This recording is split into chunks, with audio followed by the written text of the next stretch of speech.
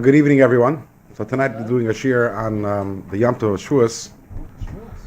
So when Rabbi Moshe over here asked me what the shir is going to be on, what's the title of the shir, so I told him it's going to be about the Yom Tov of Shavuos in the light of Chassidus. So he responded to me, in the light of the Baal Shem Tov? I guess the Baal Shem Tov libraries. I said, okay, in the light of the Baal Shem Tov. But the truth is that obviously Shavuos has a very strong connection to the Baal Shem Tov, because that's right, the Baal Shem Tov's yard site is on Shavuos. There's a shaila by some when it was, whether it was the first day of Shavuos or the second day of Shavuos. In Lubavitch, the Masora is very clear that the yard site is on the first day of Shavuos. There's a shaila when he was buried. That's the shaila when he was, because Shavuos that year was on a Wednesday and a Thursday. So he passed away the first day of Shavuos according to the Masora. So was he buried? Because on Yom Tov it's very complicated. You're allowed to really bury someone on the first day through Goyim and the second day through Yidden. Was it after Yom Tov? So my nafkamina is the yard site goes after the day of There is a nafkamina, but we're not going to go into it today. So, but even though what? Arab people hold first year the day of the... All right, but there's also significance to the burial, the day of the burial, even if it's not the yard site. Chibut HaKever, buried. Tzaddikim don't have chibut HaKever. Ah, sweet.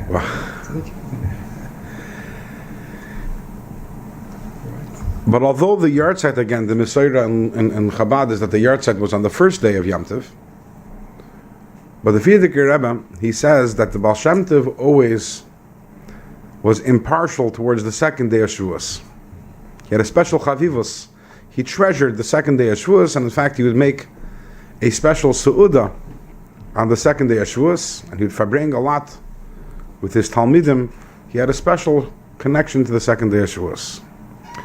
So what we're going to do in the shir today is we're going to try to figure out what is so special about the second day of Shavuos, and why did the Baal Shem Tov have a special affinity for the second day of Shavuos.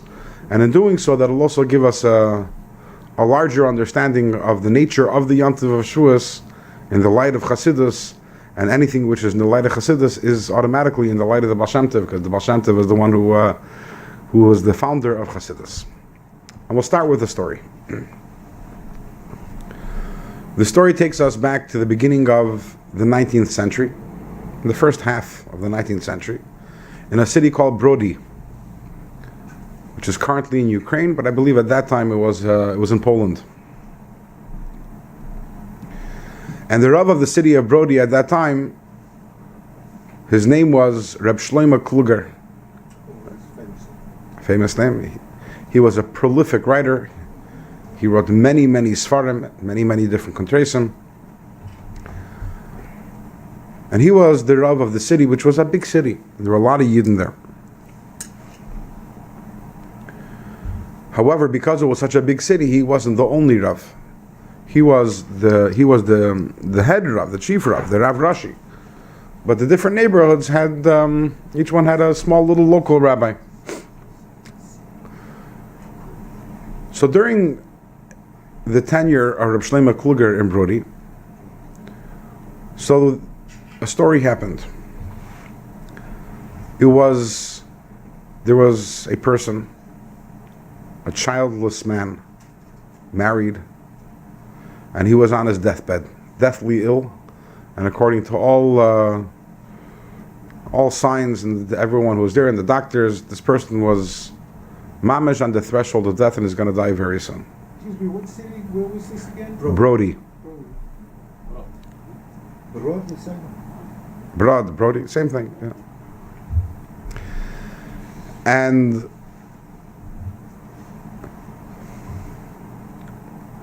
that's a problem. The person's dying, but that's not the only problem. The bigger problem is that this person had a brother. This man who was about to die had a brother. So if he's to die, so the woman has the issue that she has to do chalitza. The problem is that the brother had disappeared. In today's world, that doesn't happen too often.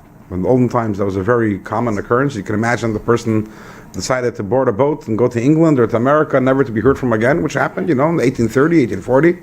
There was no communication, and even within Europe itself, there was no way of knowing whether he was alive, whether he was dead, or the nature of his whereabouts. So if this person is going to die, so his wife would be an aguna, she wouldn't be able to remarry. So what's the solution in such an instance? Put on your rabbinic hat. What's the solution in such an instance? The solution is that the solution is to write a get. I know that's How do you buy the kid if she's not there? and very. She's there. She's there. He's not there. The brother isn't there. The brother disappeared. So you write a get. It's obviously imagine a person sitting and dying, and you write a get. But sometimes reality and practicality has to take precedence over feelings. Worst comes to worst, the guy comes well again, or best comes to best, the guy becomes well again. He remarries her. No problem. Except he's of the cunning. But you can give get in this situation. He can give a get as long as he's lucid. The idea of people dying while they're unconscious and in coma and drugged up, that didn't exist back then. People mostly died then lucid. But there's still a problem. The problem is it's Yom Tov. It's Yom Tov. And to be specific, it's the second day of Shavuos. So they go running to a Rav, not Rabbi Shlomo Kluger, but another Rav. And apparently this Rav had a conversation with, what's your name again? With Rabbi Reuven. Because the Rav said the exact same thing. The Rav says, go write the get. It's Yom Tov, but it's Sveika the Yoma. It's not, it's only the Rabbanan. And here, take a look at this. This woman over here, she can be an aguna, and we know how much the Chachamim are so concerned that a woman shouldn't be in a state of aguna, and therefore write up the get. And that's what they did. The get was written up and was given to the wife. Shortly thereafter, Rabbi Shlomo Kluger, who was the head rabbi of the city, he finds out about what happened, and he was very upset. And he felt very strongly that he disagreed with this Rav, and he disagreed with Rabbi Reuven, and he felt that there's no way, according to halacha, that a get could have been written on the second day of Yom Tov. And yes, the Torah is very compassionate, and we're very worried about agunas. However, there is no room over here. There is no loophole over here to write a get, even though it's the second day of Yom Tov. But he wanted to get another opinion. I mean, it already happened, but this is Torah, and you want to know what the Psak halacha is. So he wrote a letter to the Chassam Sofer, who lived in Pressburg. And he asked the Chassam Sofer for his opinion on the matter. Chassam Sofer wrote a whole long tshuva. It's from Eirei Chaim, I believe it's Siman Kuf Mem Hey, in the tshuvas of the Chassam Sofer, addressing this issue. And that's how we know the story, because it's printed again in the Shal Shuvas Chassam Sofer. It's also printed in one of this farmer, Rabbi Shlomo Kluger, where he prints the letter the Chassam Sofer sent him on this matter. And the Chassam Sofer agrees with Rabbi Shlomo Kluger 100%. It's a long tshuva, and he, with many, many reasons why the get should not have been written. But what concerns us most is the very end, at the very end of the tshuva, again, which is a long tshuva over several pages. We're talking about several pages, we're talking about, the small Rashi print. It's a very long tshuva. Very long, it's a long tshuva, lengthy tshuva. Chassam Sofer says like this: what I am saying holds true regarding every Yom Tov, and every Yom Tov Sheni Shalgaliyus, that you would not be able to write a get. However, this is especially true with regards to the Yom Tov Sheni of Shavuos, because even if for some reason you want to taina, you want to say that every other Yom Tov Sheni you could write the get, but on the second day of Shavuos, specifically on the second day of Shavuos, for sure, it's even more chamor than every other second day of Yom Tov, and therefore, for sure, there was no way that the get should have been written. Why is that? What is the difference? What is the difference between the second day of Shavuos and every other Yom Tov Sheni Shalgaliyus? So the beer is the explanation is a simple one, but we need a little background on the idea of Yom Tov Sheni Shalgaliyus. We know that the genesis of the second day of Yom Tov, where does it come from? It comes from because there used to be that the month, every Rosh Chodesh was established by the Sanhedrin in Yerushalayim. So the Yidden who were in Eretz Yisrael, they knew when Rosh Chodesh was. So if they know when Rosh Chodesh was, automatically they also know when the Yom Tovim are. However, there were Yidden who were in the diaspora, specifically and especially during the second Beis Hamikdash already, when there were many Yidden who never even returned to Eretz Yisrael, and they remained in Bavel still from the time of Galus Bavel,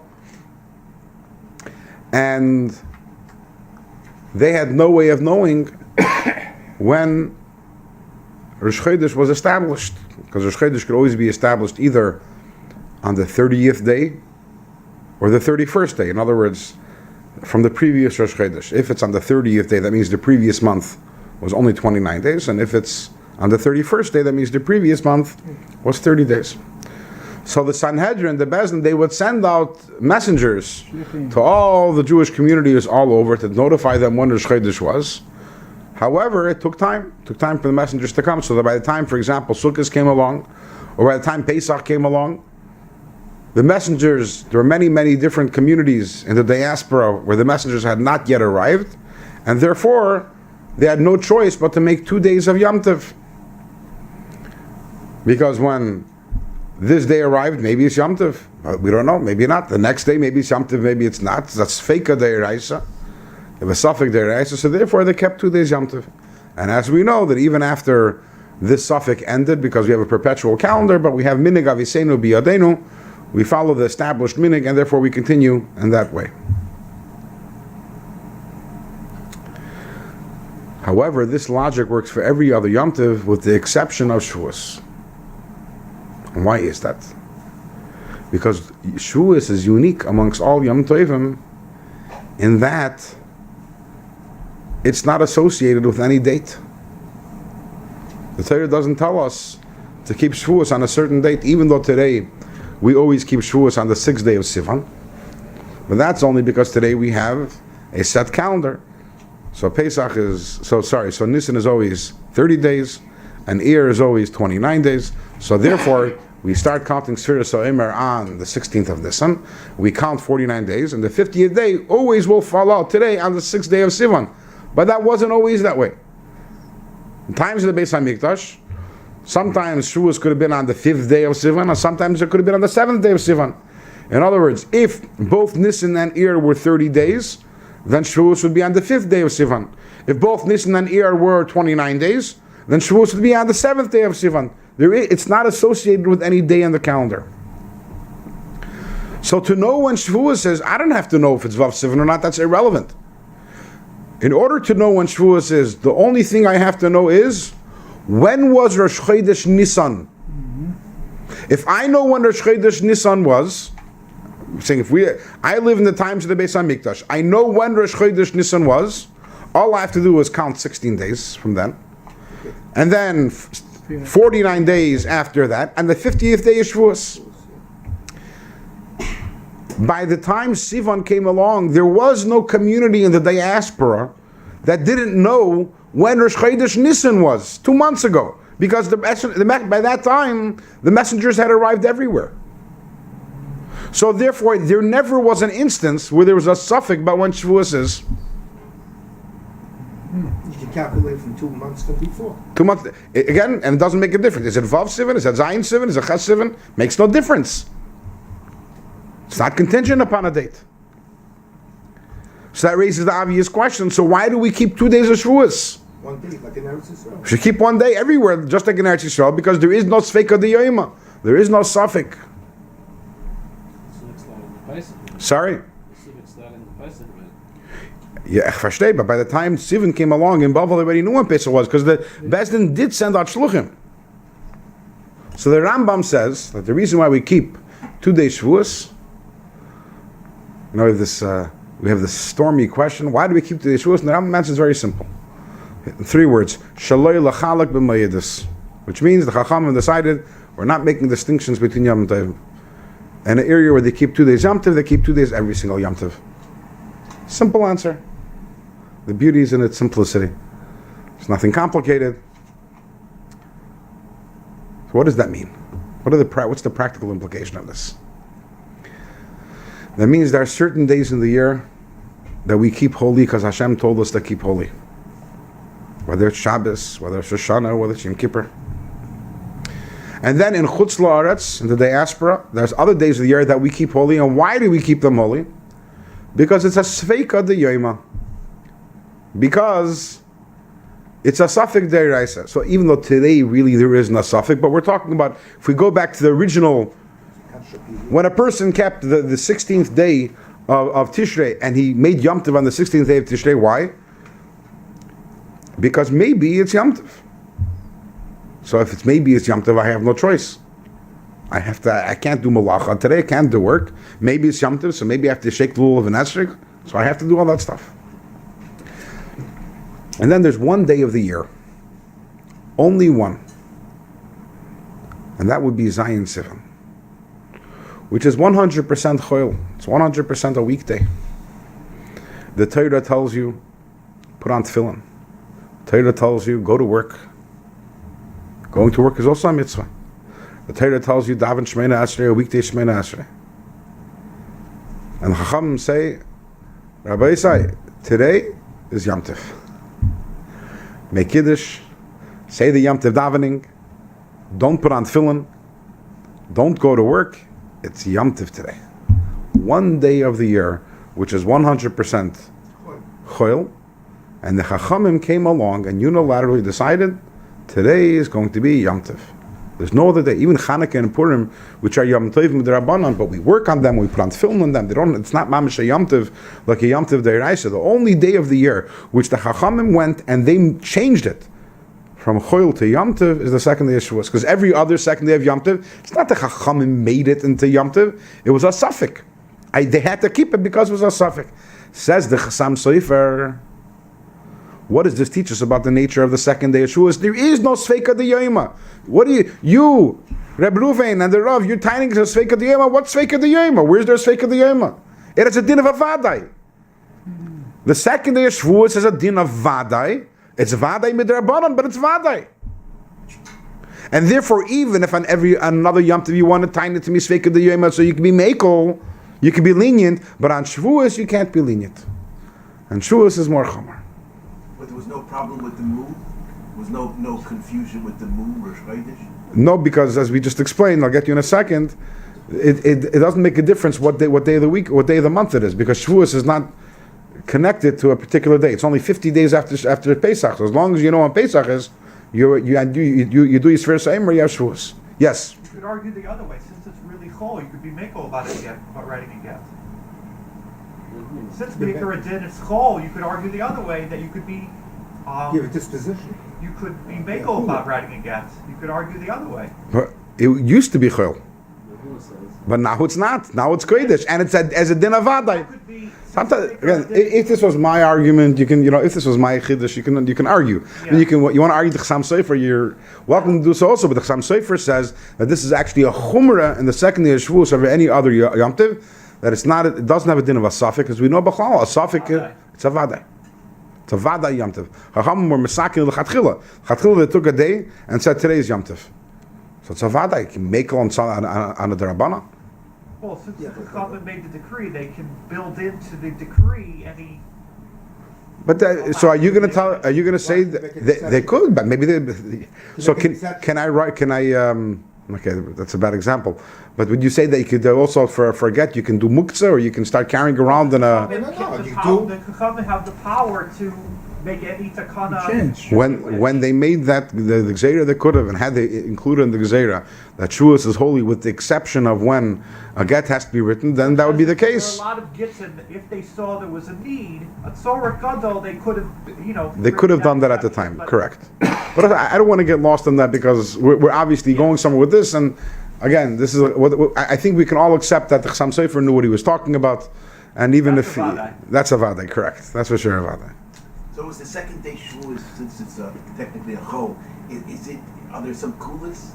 If let's say To the contrary, the Chassam Sofer is saying the exact opposite. Really? He's saying it's more chomer because it's a vada yom tov. It's not sveika de yoma. It's vada yom tov. we have to eat more cheese there. Have to eat more.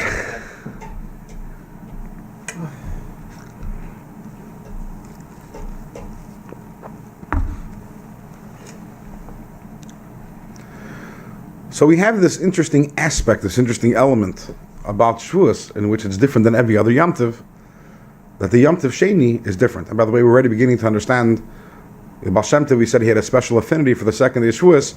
While we don't yet understand why, but we do see what separates the second day of Shavuos from any other second day of Yom Tov.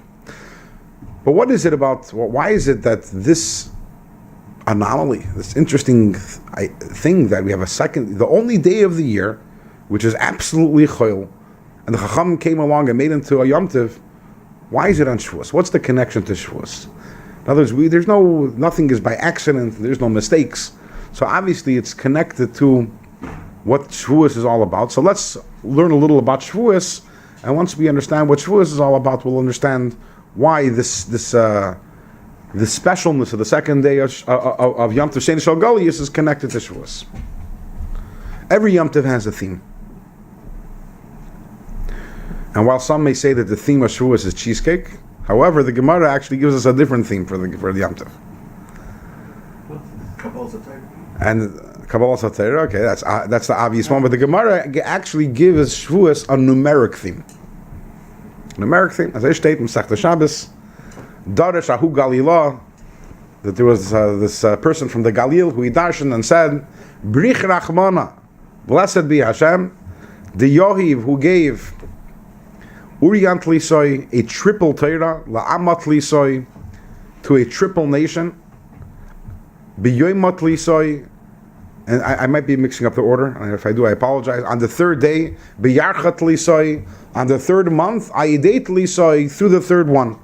In other words, the Torah is a triple Torah, Nevi'im and Ksuvim, and it's given to a triple nation of Kehanim, Leviim, and Yisraelim. And it was given on the third day of the Shleishis Yimei Hakbala, in the third month, which is the month of Sivan. Through the third one, Moshe Rabbeinu, who was the third in this family, Miriam, Aaron, and Moshe. And if you look in the Reb Nissen Goin, the Reb Nissen on the Shas, on the side, he gives you a whole another like 10, 15 threes that are also connected to Shavuos. So there's obviously some sort of connection of the Yom Tov of Shavuos to the number 3, which obviously begs the question. I mean, unless we're trying to be cute and coming up. It was given on Shabbos also. It was given on Shabbos, correct? Yeah. Okay. Good. You have to see if the Nissim says that. I haven't seen the Nissim in a while, but he gives a whole bunch of other things, whole connection to 3. So that means definitely we have to have 3 types of cheesecake also on Shavuos. So it's being cute. We're finding some number and saying, obviously there's some deeper meaning over here. What is the deeper meaning in the fact that Shavuos is associated with the number 3? So Chassidus has explained that there's deep symbolisms to numbers. In general, any number has a very deep symbolism that's has to do with idea with gematria. But if you hear a number, whether it's 5 or 6 or 7, it's a number is a very important thing, because every number represents certain sort of spiritual energy. The number 3 also has a spiritual energy. What is the spiritual energy of number 3? What is the spiritual significance of the number 3? The 3 of us. Yeah. Whenever there's a 3, it's because of this idea. And what is so? The number 1. Let's go through the numbers. What does the number 1 represent? Hashem. That's the obvious one. Echad hu Elokeinu. There's one Hashem. What does the number 2 represent? 2 represents the luchis. Okay, we have to understand why the luchis are 2, but in general, 2 represents machlokes. Or to put it in different words, there is Hashem, and then Hashem creates a world. So creation is number 2. Anything other than Hashem. So Monday, for example, the first day of creation we say was Yom Rishon, because all that there was at that time was Hashem.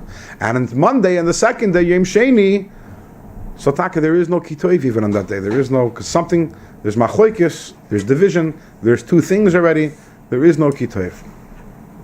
What is the third? What does 3 represent? Or Yom Shlishi, which is a very special day, every Tuesday. Because Huch Bal Boy Kitoiv, the Torah says, on Tuesday it says Kitoiv twice. What is the significance of the number 3? 3 represents Shalom. But to have Shalom, you can't have only one entity. Shalom implies that you have two entities. And when these two entities make shalom and they merge, that third entity which now exists, which is two entities which are b'shalom with each other, that is number three. That is number three. So three is always, what do we say, third time is the charm. There's something to be said about that. Three is a special number because three represents the idea of shalom. And obviously shalom is connected to Torah. As Chazal tell us, the Kol Torah is nitna lasei shalom ba'olam. The whole Torah was given to make shalom. What is the deeper significance of the fact that Torah was given in order to make shalom? And by the way, no, I'm fine. I'm totally fine. If you talk in terms of the months of the year, the first month, the second month, and the third month, you see the same thing, which is the first month of the year is Pesach. And as we spoke before the Yom Tov of Pesach, when the class we had over here, who was the player by Pesach? Who was the protagonist of Pesach? It was Hashem. We weren't worthy of anything. We were in Memtes Shari Tumah. We were in the lowest level of impurity.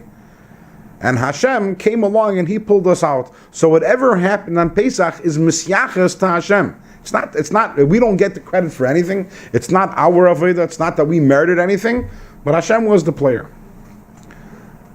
The second month, what happens in the second month? Then Hashem says, "Okay, now the ball is in your hands. Two. This is us. It's our turn now to do Sfira Sa'imer. And Sfira Sa'imer is all about Birur HaMidas, about refining our Midas. So, as you say, the baton was passed from Hashem to us. So if one represents Hashem, El Yoinim, and two represents creation and us, so the second month is the month when we do our work. First month Hashem did His work, and the second month we do our work. And that brings us to the third month, the month of Sivan, Chodesh HaShlishi. What happened by Matan Torah? So this is the age-old question. What was accomplished by Matan Torah? What happened by Matan Torah exactly? And this is a very confusing question. People are faced with the question, what do you mean became a Jewish nation? That was Rosh Chodesh Sivan. Right. What was Gili Shechina, very good. But what is the implication of the event? What changed before and after? Gili Shechina, in other words, it was definitely, there's no question about it, that Matan Torah, and by Har Sinai, there's this incredible Gili of Hashem to Klal Yisrael, which was unparalleled. It never happened before. It has never happened since until Mashiach comes. A light and sound display, and the miracles and the Yidden experienced Hashem in a way that was unparalleled. Again, never before, never after. But what is the significance of the event? What changed on that day? Yes. Marriage. There was a marriage. Okay, that's getting metaphorical. And beforehand we were Engaged. we're engaged.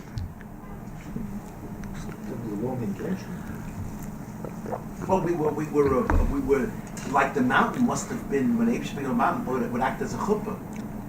No, you're right. You're definitely right. But what does that mean? Well, I guess Practically, what does that mean? We were not obligated. The others did it on their own. That is correct. Not even perfectly. They did it the way they understood. Okay, so what you're saying is technically correct, but that's let's understand that. See, the big misconception that's out there is that we received the Torah on that day. I mean, I can say it's a misconception. It's Matan Torah Seinu, but there's a misconception about what that means, because it's as if we didn't have the Torah beforehand, and suddenly we got it. We didn't have the Torah beforehand. What do you mean we didn't have it beforehand? You know that Avram was a Rosh Yeshiva, and he had his yeshiva, and Shem ve'Ever had their yeshivas, and Yaakov went to learn yeshiva, and then before Yaakov went down to Mitzrayim, so he sent on Yehuda to open up a yeshiva, and we know that the Shevet Levi, the reason why they weren't enslaved in Mitzrayim is because they were busy learning Torah, so they had Torah beforehand. Where did you get the Torah anyways? From where? Well, however they got it, Baruch HaKodesh, but they definitely had it. They definitely had Torah. Oh, I couldn't. So some people will tell you, okay, so they had partial Torah, but here's where they got the whole Torah. That's also not true. The Torah was given over the 40 years in the desert. If you want to celebrate the day when we completed the Torah, That would be Zayin Adar, the day that Moshe passed away, on which day we got to the last two mitzvahs of Hakel and Ksiva Sefer Torah. So what happened? It's not the beginning of the receiving of the Torah. It's not the end of the receiving of the Torah. And if the Yidden had the Torah beforehand, they definitely had the mitzvahs beforehand also, because, the Torah and mitzvahs are one thing. If you know the Torah, you know the mitzvahs. And we know that Avram Avinu kept the mitzvahs, and we know the others all kept the mitzvahs. Even if you want to follow the shita of the Ramban, at very least in Eretz Yisrael, they kept the mitzvahs. So they had access to Torah, they had access to mitzvahs. Well, maybe they weren't obligated, which I think is what someone said over there. They weren't obligated, but they had it. So what happened on Torah? They became obligated. You're correct. That's a big celebration. That's a huge celebration that we're obligated. And imagine, since we're on the theme of Shavuos, so imagine you love cheesecake. Really love cheesecake. And you had a lifetime supply of cheesecake in your freezer. As much cheesecake as you'll ever want. And a cheesecake manufacturer comes over to you and says, listen, I see that you like cheesecake so much, so let's sign this contract. And according to this contract, you're going to obligate yourself to eat 2 servings of cheesecake every single day for the rest of your life. And if one day you default on this obligation, their punitive damages will be assessed and you're going to be punished. Maybe we'll whip you and maybe we'll kill you. And you imagine, yeah, sure, why in the world would you do that? And if you did it, why would you celebrate? You have the cheesecake. What do we gain by obligating ourselves? And the Yidden were so excited, Nasa V'Nishma. So yes, you're right. The implication of Matan Torah is that we became obligated, but why is that such a big deal? Yes. It's not the Torah itself, it's the relationship with Hashem that became a different relationship. When a couple's married, they have duties to each other that a couple who are engaged don't. So it's a relationship that became different. Very good. I can't counter that. It's absolutely correct what you're saying. We're going to go in a different direction, but that's a very, very valid point that you're saying, and it's definitely a reason for celebration. Yeah. I would just add, maybe go drop deeper than before. The world was created because of the Torah, and the existence of the world depends upon us accepting the Torah. So there's a lot at stake here. So we're happy because on Shavuos, because we accepted the obligation, the world exists. That's something to celebrate. Also correct. I want to talk a little about the way Chassidus addresses, and that's not to negate what anyone is saying over here. And there are other aspects that at the end of the day, the Gemara tells us that in Mitzvah V'Isa, the Gemara tells us that someone who's commanded gets a greater reward, so that's also something to celebrate. But Chassidus takes a different angle over it. Chassidus says, it brings down, there's a medrash that says like this, it brings a mashal, that there were 2 countries, Romi and Syria, Rome and Syria, and they were at war with each other. And there was a decree, the kings had made a decree that the people from this country can't go to, the people from Rome can't go up to Syria, and the people from Syria can't go down to Rome. And then one day, that decree was rescinded, and the people from Rome cannot go up to Syria, and vice versa. And the Medrash says that's what happened by Matan Torah. It says when Hashem created the world, so the rule was Hashemayim la Hashem, va'aretz nasan levnei Adam. There was the heaven, there was the earth, and the 2 domains didn't mix. And after by Matan Torah, that's when that decree was rescinded. And that's why it says Vayered Hashem al Har Sinai. And Hashem said, Va'ani hamaskal, I'll be the one to start the evolution. Yes. And therefore Vayered Hashem al Har Sinai, that Hashem comes down on Har Sinai. And the next thing is Val Moshe Amar Alei al Hashem. Hashem tells Moshe, I want you to come up. So we see over here that the residents from above, Kaviyachol, can come down, and the residents from below can go up.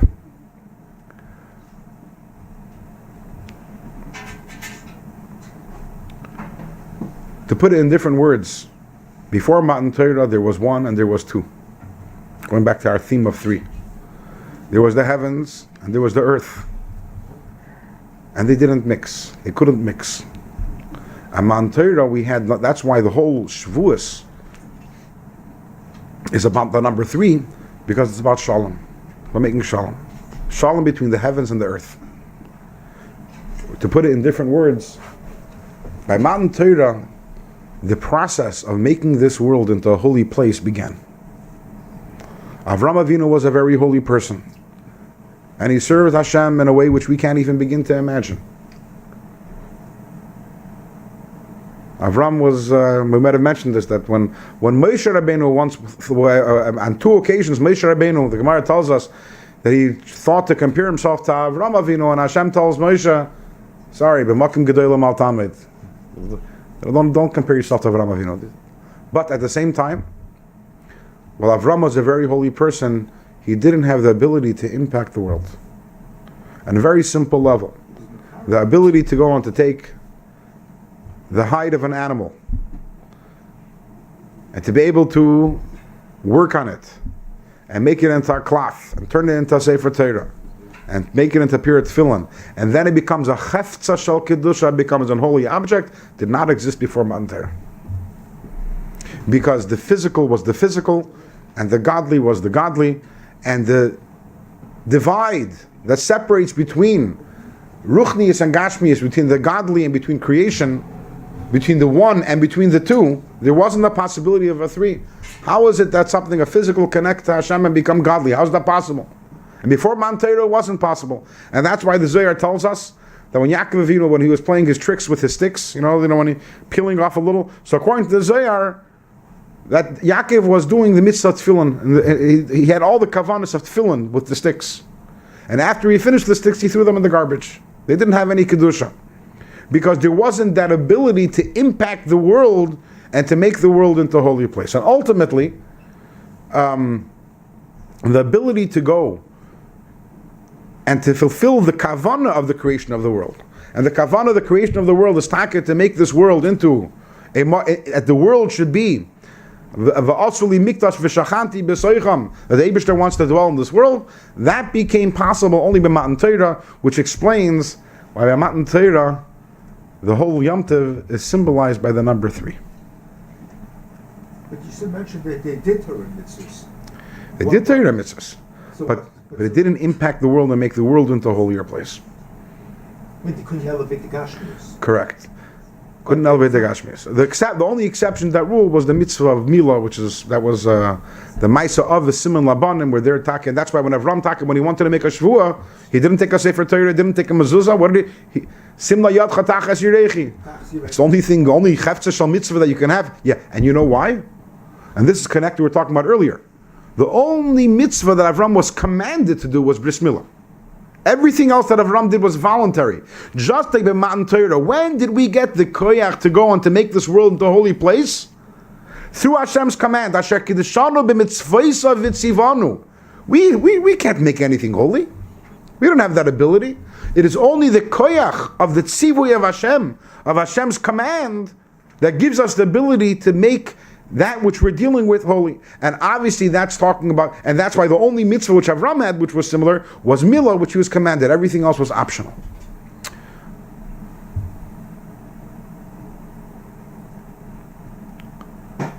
So that's why everything comes together. The fact that we were commanded, and the fact that it's the day of our wedding, a relationship. Yes, it's the day when the shalom happened, because really every marriage is a 3. Right? You have the 1 and you have the 2. We're not going to say which one's the 1 and which one's the 2, because then we're going to get into fights over here. But we have a 1 and we have a 2, and when they come together, that becomes the 3, and that's what happened by Matan Torah. Yim Chasunasai Zeh Matan Torah, exactly, because that's when the relationship began between Klal Yisrael and Hashem, between this world and through us, through our avodah, through the world also and Hashem. And just to make clear, although the ultimate kedusha is when we do a mitzvah with an item. Perhaps that's why Noach failed. Keep on going. Oh, Noach didn't have the Torah to help him. Noach knew the Torah, as steht in Rashi. No, but you're saying that something. But you're saying that something changed on Matan Torah. Yeah. He didn't have the. Well, maybe you explained, but apparently Noach didn't have any tools to work with. He just had the 7 mitzvahs. Noach did the best that he could. That's definitely true. We can talk more after. But every time, it's not only as we learned in Tanya and in Perik Vav, a little in Perik Zion. It's not only when we're doing a mitzvah, and in other words, we're talking about Tashmishe Kedusha or Tashmishe Mitzvah, but every time that we use something L'Shem Shamayim, so whether it's the table that we're sitting at over here and this microphone that's not being a tool to serve Hashem, or anything that we use, whether if I'm wearing clothing and to serve and it's helping me serve Hashem, everything that we do, we're able to to use the Kabbalistic language that's called Birur HaNitzutzos, and we elevate it to Kedusha. So ultimately our job is we're bringing Kedusha into the entire world, and that all began by Matan Torah. That is the significance of Matan Torah. So really we have over here is that Pesach is the Yom Tov when Hashem made his grand move. And then afterwards we embarked upon the 7-day period of our Avodah. But ultimately, as high as we're going to reach, we can only reach level 49.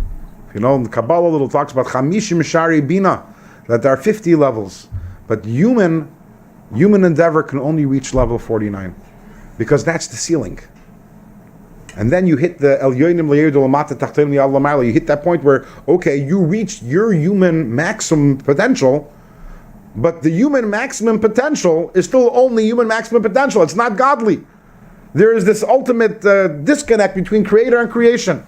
So after because in Torah actually one time it says we count 49 days, one time it says we count 50 days. How do you reconcile that? But the answer is when we count 49 days, then the Eibishter takes us and lifts us up to the 50th level, which is what happened in Matan Torah when the Eibishter removed the barrier and he lifted us beyond what we can achieve because Avram definitely maximized his potential. He was as holy as a creation can get. But ultimately, we are creations. We're stuck within our own self. Matan Torah, Hashem took off the divide, and we're not anymore stuck within ourselves, and we can merge with the divine, with Hashem. Rabbi Kiva didn't reach the 50th Shar Kedusha. Even Moshe Rabbeinu didn't, it says.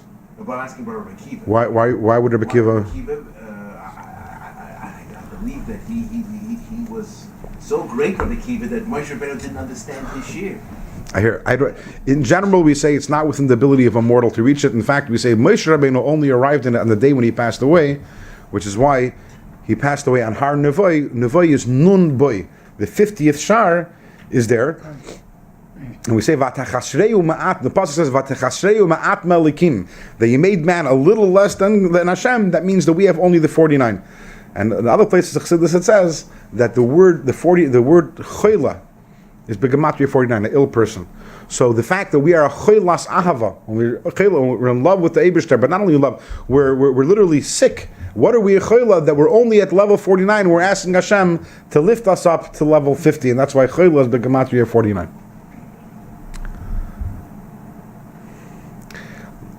Now we go back to the second day of Shavuos. Oh, but before we go to the second day of Shavuos, one more thing.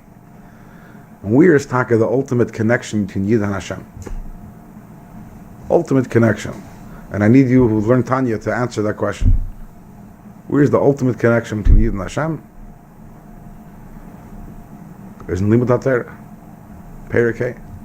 The Yichud Nifla, this unity, which there's no other unity that parallels that is in learning Torah. When we learn Torah, it's the ultimate shalom.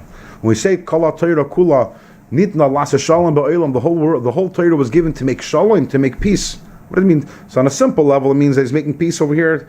That someone who learns Torah makes shalom in the world. But in a deeper sense, the whole Torah makes shalom between us and Hashem.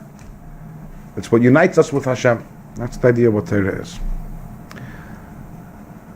And now we'll understand why the special nature of the second day of Shavuos, which we just discussed earlier, based on the story that we said before, the Chassam Sofer. The Koyach Shavuos, what happened on Shavuos? Is we were given the ability to take Choil and make it into Kodesh. That's essentially what Shavuos is all about. Shavuos is when we embarked on this journey of taking a world which consists of billions upon billions of elements, all of which are Choil, all of which are mundane, and making them Kodesh. Number 3, making them holy, making Shalom.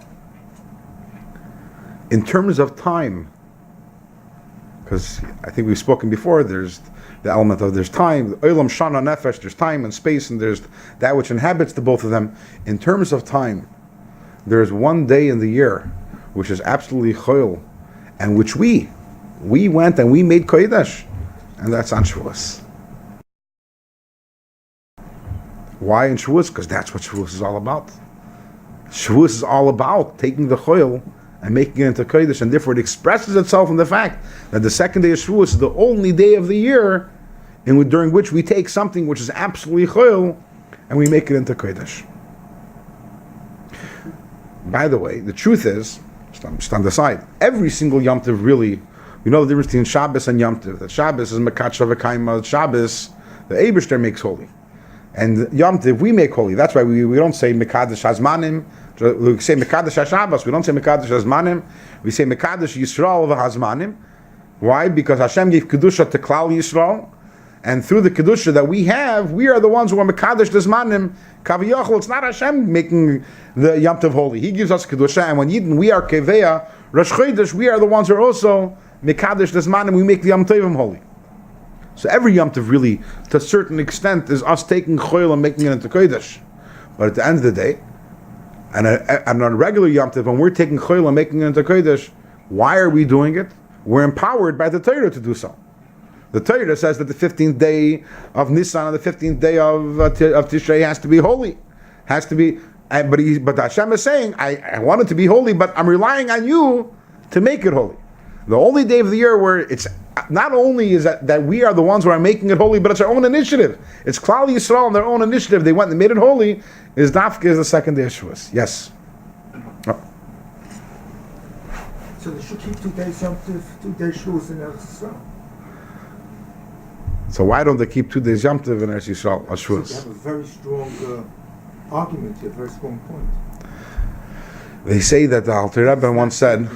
They say that Alter Rebbe once said that if it would have been up to him, he would have made second day Yom Tov in Eretz Yisrael also, all second day Yom Tov. I don't have that answer. In general, the Alter Rebbe writes in Shulchan Aruch, even though it's the Shulchan Aruch, but there's some Yanim in Kabbalah there, especially in the first 4 Simanim. He says the reason why in Chutz La'aretz it's 2 days, in Eretz Yisrael it's 1 day, is because the Kedusha is lower in Chutz La'aretz. It takes us 2 days to absorb the Kedusha that it takes in Eretz Yisrael only 1 day to absorb. It's on the side. So now we go back to what we spoke about in the beginning of the Shir about how the Baal Shem Tov had the special affinity for the second day of Shavuos. And I think now we're beginning to understand what's so special about the second day of Shavuos. The whole Shavuos really expresses itself. Whole Shavuos really expresses itself in the second day. The idea of being able to make the Choyl and making it into Kodesh. And ultimately, that was really the avodah of the Baal Shem Tov.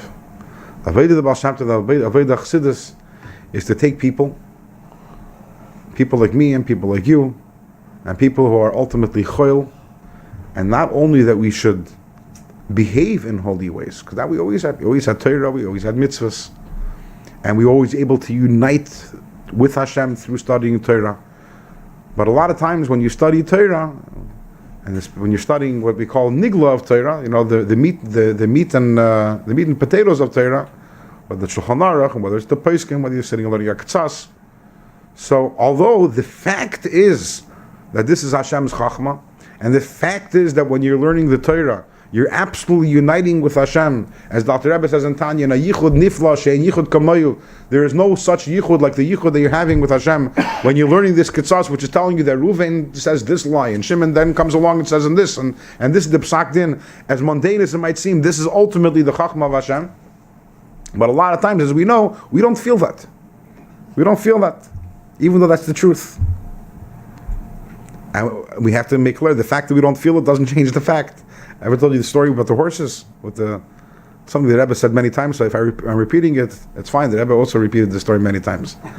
Because I don't know if the Rebbe really liked the story, and the Rebbe didn't really say the story. The Rebbe would say the punchline because he assumed that everyone knew the story from when he said it the first bunch of times. They would say the punchline, and everyone knew what he was talking about. The story he said about some malachim, some wise people, and they're going to a convention. The convention is going to be they're going to talk about malachim.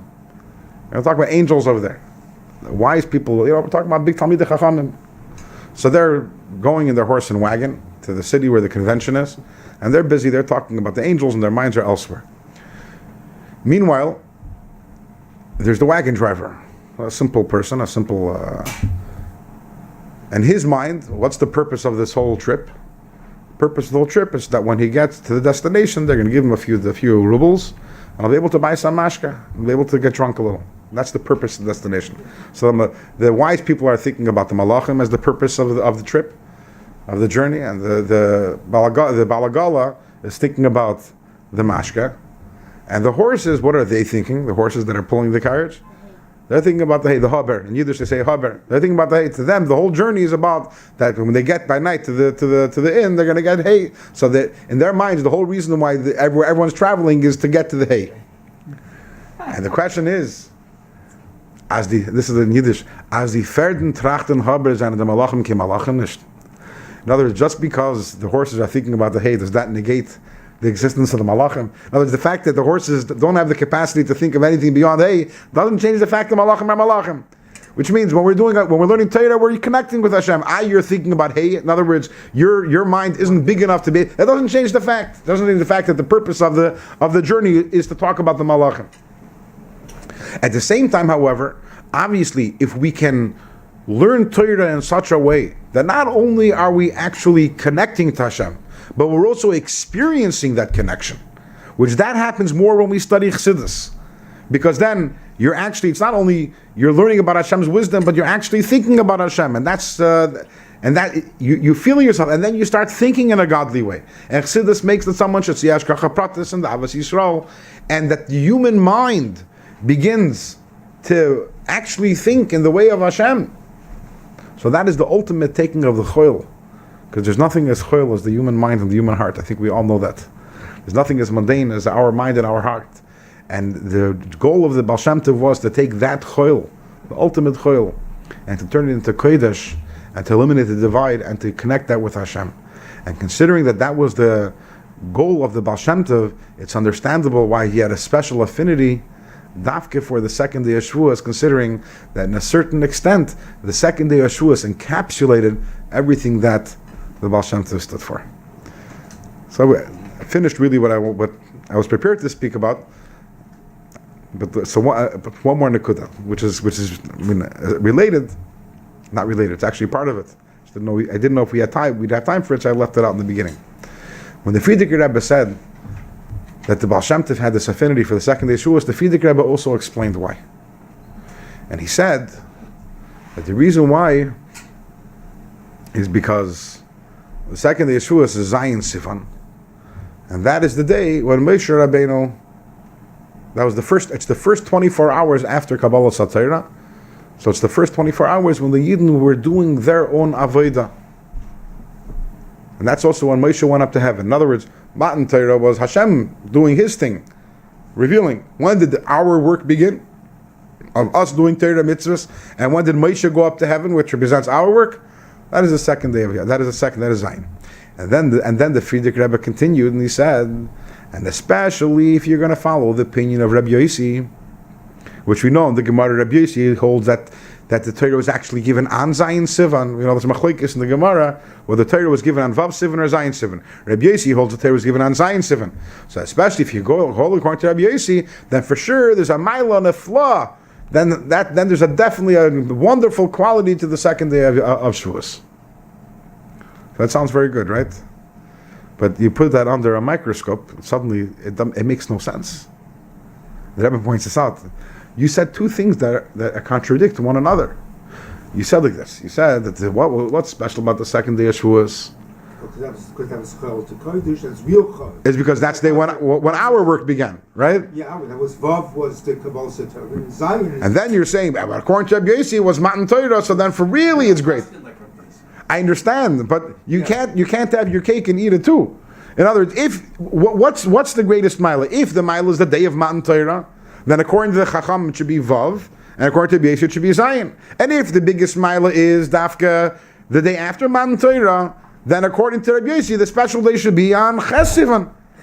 But here it sounds like we're mitanz tabei the chasanis, right? But we're saying according to the Chacham it's special because it's the day of the first day of our Aveda, and especially according to Rabbi Yossi it's a special day. What do you mean?